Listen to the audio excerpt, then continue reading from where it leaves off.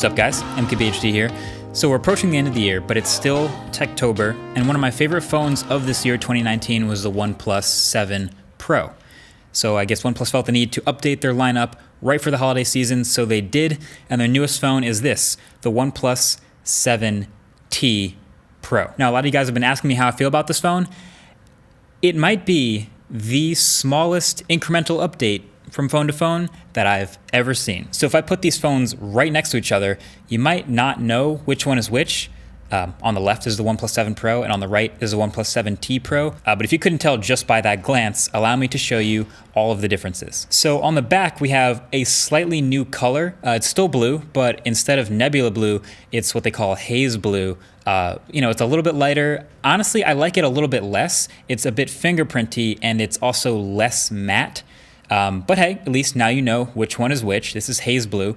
And you can see the OnePlus 7T Pro has a laser autofocus cutout next to the camera module, which looks like an addition, but that may just be a bit of a psychological trick because the 7 Pro already had a laser autofocus module built into the camera module in between the cameras there. So this isn't a new sensor or anything. They just moved it to the outside of the module, and now it looks like a new one. Anyway, then on the inside, you're looking at Snapdragon 855 Plus and 8 gigabytes of RAM and 256 as the only spec. So there's no 12 gig option in the regular OnePlus 7T Pro anymore, but the new processor is a little bump.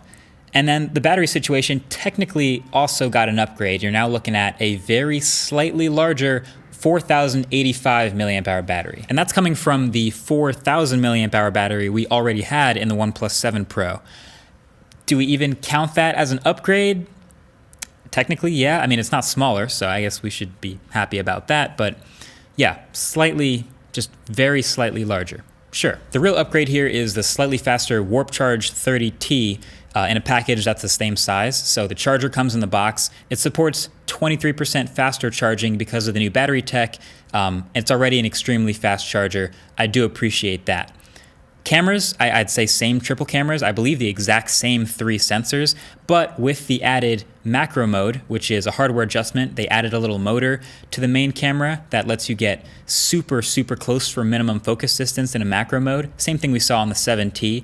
It's pretty cool. Lets you get super close to subjects if you're into macro photography on your phone. And that's it.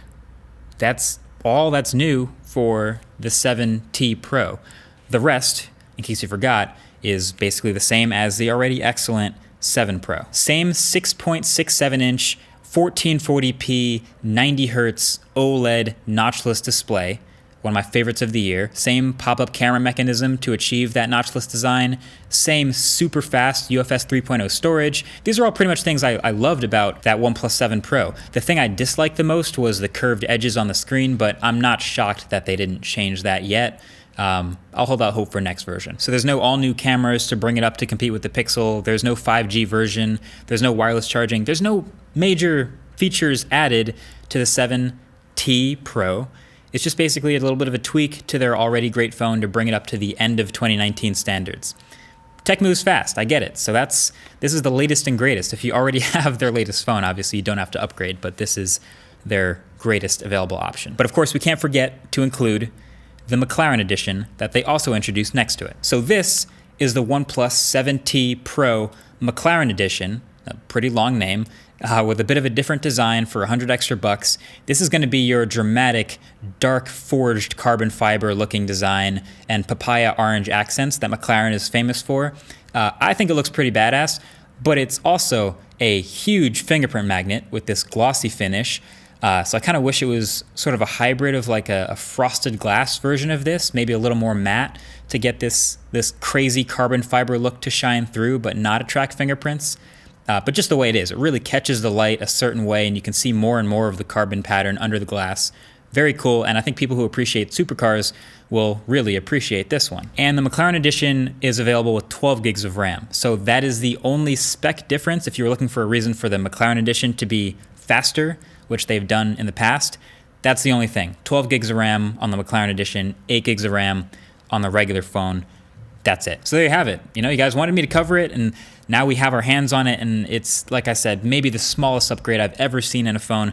which I guess makes sense with the T version to a phone that came out just 8 months ago. Of course, the point is, it's a slight upgrade from what was already the fastest phone I've ever used and was one of my favorites. So, a little tweaks here and there just increased the lead a little bit on one of the best smartphone experiences of 2019 for me with this new one. The strangest thing about this phone might be their decision not to bring it to North America. They're not selling it in the US. They're not continuing their push with higher priced phones in this expensive market, putting it in carrier stores and things like that.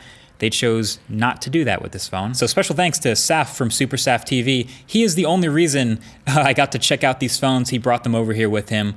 So I'm gonna have to give it right back to him. Big shout out to Super Saf. I'll have a link to his channel below. So I guess I'm not mad. I already have a OnePlus 7 Pro. It's in the US.